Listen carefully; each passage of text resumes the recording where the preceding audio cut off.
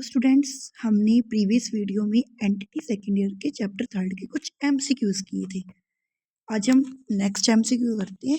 चलो, chapter third का नाम है methods and material of nursery education. जैसे कि फर्स्ट क्वेश्चन है, शिक्षा के उद्देश्यों के अनुसार क्या निर्धारित किया जाता है। शिक्षा के उद्देश्यों में क्या क्या निर्धारित किया जाता है। पाठ्यक्रम कि हमें क्या पढ़ाना है, शिक्षक और शिक्षण स्थल सभी को निर्धारित किया जाता है। ठीक है, शिक्षा के उद्देश्यों में पाठ्यक्रम, शिक्षक और शिक्षण स्थल को निर्धारित किया जाता है कि क्या पढ़ाना है, कौन पढ़ाएगा, कहाँ पढ़ना है। ओके, नियमित शिक्षा, दो टाइप की इसमें शिक्षा दी गई है, नियमित और अनियमित। नियमित शिक्षा कहाँ दी जा सकती है। नियमित शिक्षा दे सकते हैं हम मदरसा में, पुस्तकालय में। ठीक है, अनियमित शिक्षा को क्या भी कहते हैं, अनौपचारिक शिक्षा भी हम अनियमित शिक्षा को कहते हैं। अनियमित शिक्षा की जो विशेषता, अनियमित शिक्षा क्या होता है, देखो नियमित शिक्षा होता है इसके अंदर ना एक अच्छे से शेड्यूल बना के, पाठ्यक्रम बना के हम बच्चों को शिक्षा देते हैं। ठीक है, स्कूली शिक्षा जिसको हम कहते हैं।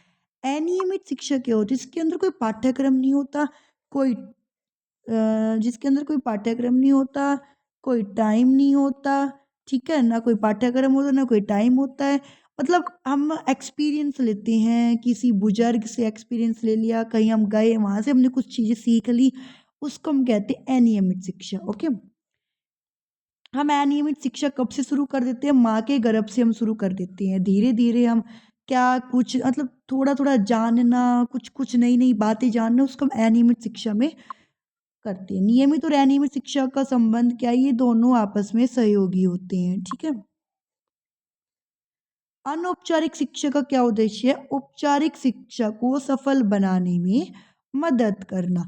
हमारे पास ना देखो स्कूलिंग नॉलेज तो आ जाती है।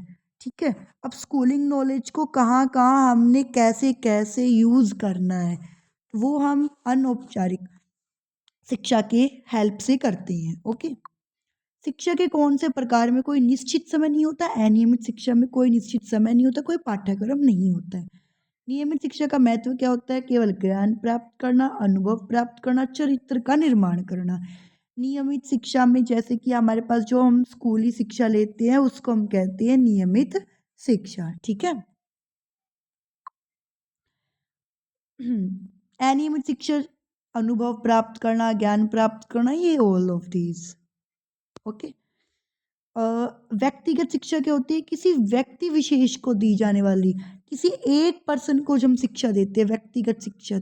ठीक है, व्यक्तिगत शिक्षा का केंद्र कौन होता है, सिर्फ और सिर्फ व्यक्ति, किसी एक व्यक्ति को शिक्षा देना। ओके, व्यक्तिगत शिक्षा को और क्या कहते हैं, बाल केंद्रित शिक्षा। उद्देश्य क्या होता है, व्यक्ति का पूर्ण विकास करना, व्यक्ति का सर्वांगीण विकास करना। ठीक है, सामूहिक शिक्षा एक समूह को दी जाने वाली, जो हमारी वर्तमान में शिक्षा प्रणाली है वो कैसी है, सामूहिक शिक्षा है। ठीक है, जैसे कि सामूहिक शिक्षा का अच्छा एग्जाम्पल क्या हो सकता है, हमारा क्लासरूम। क्लास रूम हमारा क्या हो सकता है, सामूहिक शिक्षा का एक बेस्ट एग्जाम्पल हो सकता है। ओके, कहाँ दी जाती है, विद्यालय में दी जाती है, स्कूलों में दी जाती है। क्या केंद्र होता है, समूह की सामान्य समस्याएं। ठीक है, सीखना, कार्य, आवश्यक समय से एक समान शिक्षण समान। ठीक है, व्यक्तिगत शिक्षा और सामूहिक शिक्षा में अंतर क्या होता है, व्यक्तिगत शिक्षा किसी एक व्यक्ति पर केंद्रित होती है, और जबकि जो सामूहिक शिक्षा वो पूरे के पूरे समूह पर केंद्रित होती है।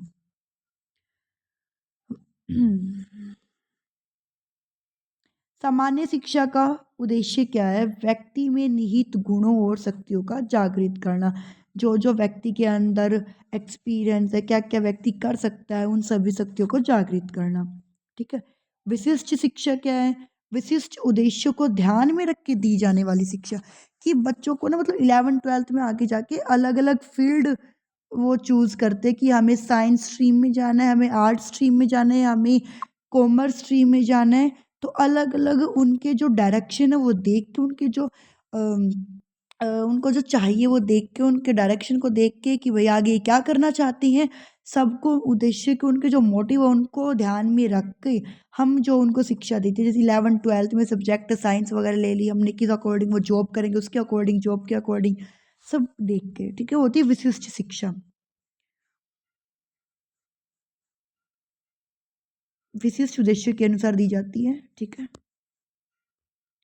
शिक्षा के कौन से प्रकार में विशिष्ट उद्देश्य को ध्यान में रखा जाता है? विशिष्ट शिक्षा मतलब कि बच्चों का क्या मोटिव है, उनके मोटिव के अनुसार, उनके मोटिव को देखकर जब हम उनको शिक्षा देते हैं।